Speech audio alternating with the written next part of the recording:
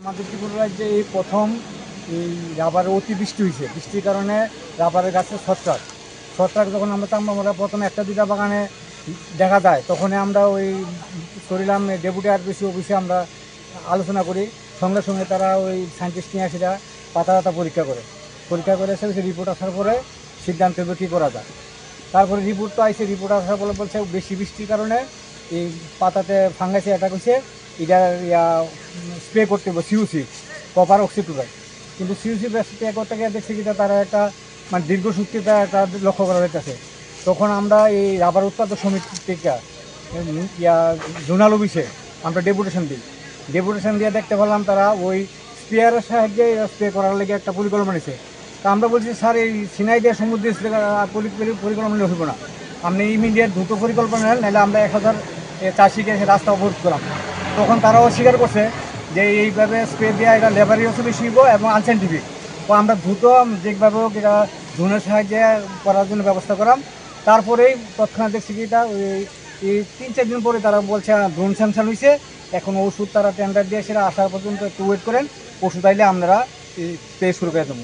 তো এই সুবাদে আমরা দেখছি যে অতি দ্রুত এই কাজটা হয়েছে। আমরা রাবার সমিতির পক্ষ থেকে ডেপুটেশন প্রদান করে এখন চাম্পামোড়া থেকে প্রথম উদ্বোধন হয়েছে। এই চাম্পামোড়া হইয়া গোকুলনগর, লক্ষ্মীবিল হইয়া সে সিপাহীজলা দিব এবং অন্যান্য ডিস্ট্রিক্ট যেখানে আছে এখানে আপনার এই কাজটা করব।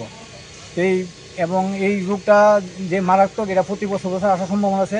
আগামী দিনে যাতে আমরা এই যে বৃষ্টির শুরুতেই যাতে আমরা এই স্প্রেটা করতে পারি, তার জন্য পূর্ব পরিকল্পনা আমরা নেব। কারণ ত্রিপুরার যে একটা নতুন অভিজ্ঞতা, এর আগে কেউ জানতো না বিষয়টা, রাবার বোর্ডও প্রস্তুত ছিল না। যে সব কিছু মিলে এসে একটু লেট হয়েছে। রাবার বোর্ডেরও ভালো তৎপরতা ছিল। হ্যাঁ, আমরা আরপিএসের পক্ষ থেকে গেছি, রাবার উৎপাদক সমিতির পক্ষ থেকে গেছি, যার জন্য এখন একটা স্প্রে হইতেছে। আশা করি এই রোগটা থেকে ত্রিপুরার রাবার চাষে মুক্তি দিব এবং আগামী দিন আর যাতে সুন্দরভাবে আমরা রাবার চাষে থাকতে পারি সেই ধরনের পরিকল্পনা আমরা নিশ্চয়ই নেব। ড্রোন কি একটাই আছে এখানে? ড্রোন দুইটাই স্যাংশন হওয়ার কথা, কিন্তু একটা আইসে আর একটা কয়েকদিন পরে আইব। 11 তারিখে আরেকটা আইব, জাস্ট রাবার বুট সূত্রে খবর পাওয়া গেল। মানে আজকের পর থেকে কন্টিনিউ চলবো এটা? হ্যাঁ, কন্টিনিউ চলবো এবং কোনো গ্রামে যদি কিছু বাগান বাদও থাকে আবার পরবর্তী পর্যায়ে আবার আসবে।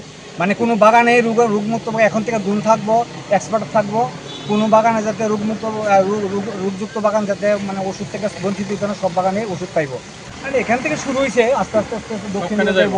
দক্ষিণ দিকে গিয়ে ঘিরা ছিঁড়ে আমরা এই পূর্ব সম্পর্কে বেলটা গিয়া ওই এর উত্তর পাশে দিয়ে গিয়া আমরা গোকুলনগরে যাবো। এটা শেষ হল গোকুলনগর শেষ হলে পরে আবার লক্ষ্মীবিল যাবে। এইভাবে পরিকল্পনা আছে। তারপরে বাকিটা রাবার বোর্ড নিশ্চয়ই এটার পরিকল্পনা নিব।